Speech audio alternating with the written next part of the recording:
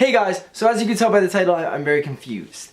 I remember about a year and a half ago, it was 2014, no, 2 years ago now, wow, time flies. I went to a used bookstore with my then girlfriend at the time, and we went in there and everything was like $1, $2, and it was amazing. It was unbelievable. There's so many books. We each got like 4 books for like $5. And it seemed too good to be true, and it ended up being too good to be true because we checked back and it was closed. And then there was another used bookstore that we were dying to go to for a very long time on this main street about a town over. It was closed. Then on top of that, there's a town called Metuchen. It's about 5-10 minutes away from me, and there was this kind of bookstore and cafe. A few months ago it was closed. So used bookstores seem to be getting shut down, and I googled Borders, which also was a big chain bookstore, which I found out today.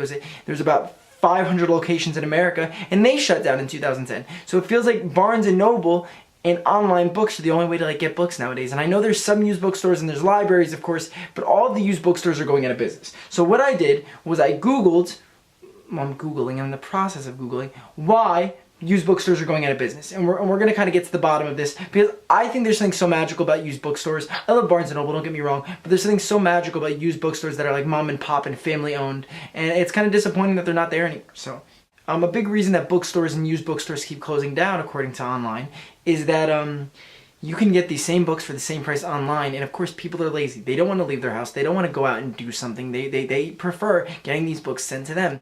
A few months back I did a brand deal on my Instagram with Book of the Month, and they sent me 5 books, and they were these beautiful, beautiful covers, beautiful stories, and I absolutely love them. But there's something different about getting these books in the mail than going to the store and picking them out on your own. I don't know what it was. I don't know how I can explain it. Maybe I'm just old-fashioned, and as a 24-year-old man, it's interesting to say I'm old-fashioned because I'm not that old, but there's something about going to the bookstore and physically picking up this copy of this book rather than getting it sent to your house. And I like shopping for books online. I like browsing books online, but I never actually purchase books online.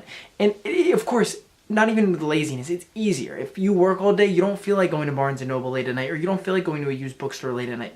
You feel like going home, sitting in the comfort of your own bed, relaxing, going on your laptop, ordering these books, and getting them like that. So I understand that, but I don't know, I feel like we all want to grow up and take our kids to these bookstores and let them run around and feel the magic of the place and pick out the books they want, especially at such a low price. That's one thing I admired about used bookstores. It's, of course, it's a business that's funded by the readers. These readers are sending these books in, and these people who work there, they're not making any crazy money because they're selling these books for $1 or $2, maybe even $5.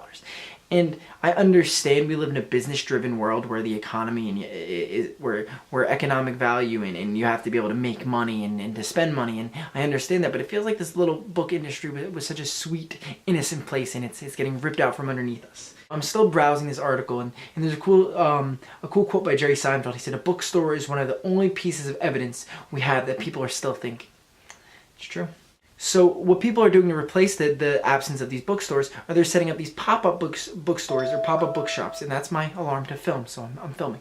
But they set up these pop-up bookshops for like 12 hours in the middle of winter, and they're putting these books in the face of the public. So you say, you know what, I'm walking down the street, I'm seeing this bookshop, it says $1 or $2 for these books that somebody probably doesn't want anymore and wants to encourage other people to read. Why am I not going to read? So at least people are trying to do their part to replace these bookshops, even though I know it's difficult.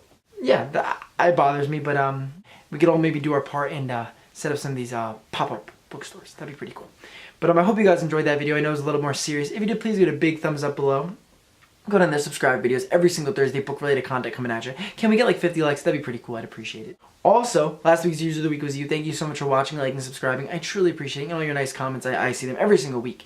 And if you want to be next week's User of the Week, tell me a subject you want to see me talk about next. Now, I know I've been doing some videos with my friends, doing some talks like this. Tell me what you want to see me do next. Thank you guys so much for watching. Keep reading. I'll see you next week. Peace!